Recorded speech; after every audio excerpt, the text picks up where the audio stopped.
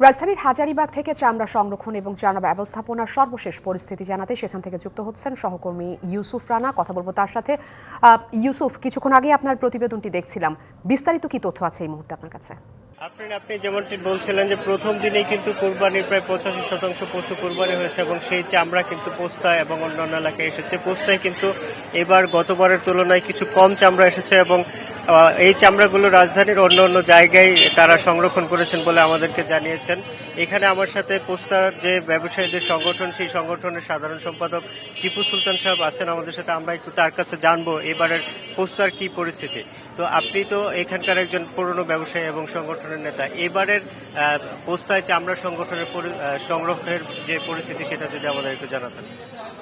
ধন্যবাদ আপনাকে। চামড়া যে আমাদের লক্ষ্যমাত্রা ছিল, আজকে সকাল পর্যন্ত 80% হয়ে গিয়েছে। আজকে কিছু কেনাকাটা আছে, এটা হইলে আমার মনে হয় 100% ফুলফিল হয়ে যাবে।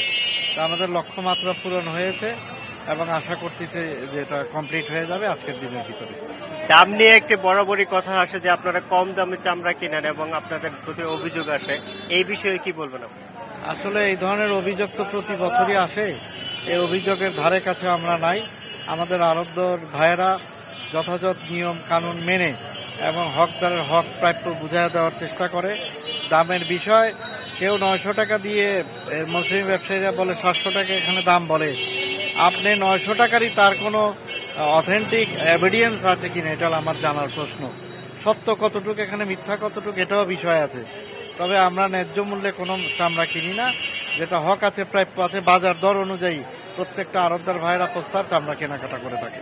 আমরা দেখতে পাচ্ছি কিছু চামড়া, মাথার চামড়া এবং লেজ অন্য চামড়া এখানে পড়ে আছে, নষ্ট হয়েছে, এবং লবণ দেওয়ার কারণে কোনো চামড়া নষ্ট হয়েছে কিনা এবং এই নষ্ট হওয়ার কারণটা কি? না, লবণ দেওয়ার কারণে যথাযথ পর্যাপ্ত পরিমাণের লবণ ছিল।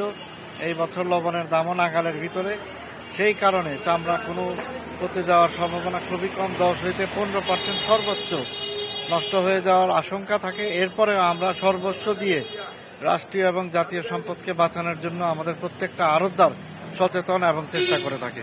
আপনাকে অসংখ্য ধন্যবাদ। আফরিন, আপনি শুনছিলেন যে পোস্তায় যে ব্যবসায়ীরা তারা দাবি করছেন যে তারা ন্যায্য দাম দিয়ে চামড়া কিনেছেন এবং আড়তদারদের কাছে অন্য ফরিয়া এবং মৌসুমী ব্যবসায়ীরা যে দাবি করেন যে তারা আড়তদাররা তাদেরকে ঠকাচ্ছেন, সেই দাবিটা কিন্তু আড়তদাররা মানতে নারাজ এবং তারা বলছেন যে তারা সঠিক দামেই, সরকার নির্ধারিত দামে চামড়া কিনেছেন। আফরিন, এই ছিল আমার কাছে থাকা পোস্তার সর্বশেষ খবর। ইউসুফ, আপনাকে ধন্যবাদ।